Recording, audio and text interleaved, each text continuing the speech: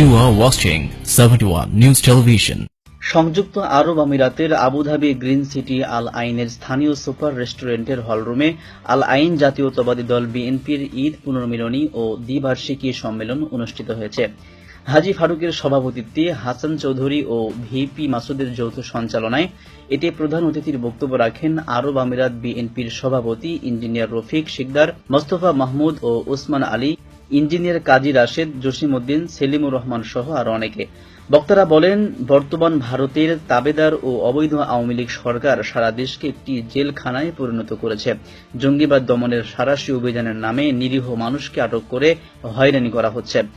সরকারের দেওয়ালে পিঠ ঠেকে গেছে, তাই সারা দেশে বিএনপির নেতাকর্মীদের মিথ্যা মামলা দিয়ে হয়রানি করা হচ্ছে। অবিলম্বে তারেক রহমানের বিরুদ্ধে মিথ্যা মামলা প্রত্যাহারের দাবি জানানো হয় সম্মেলন থেকে। পরে ইঞ্জিনিয়ার মুস্তাফিজুল হক সভাপতি, মোহাম্মদ উসমান আলী সাধারণ সম্পাদক ও ইঞ্জিনিয়ার কাজী রাশেদকে সাংগঠনিক সম্পাদক করে 201 সদস্য বিশিষ্ট কমিটির নাম ঘোষণা করেন আল আইন বিএনপির প্রধান উপদেষ্টা এইচ.এম. ফারুক।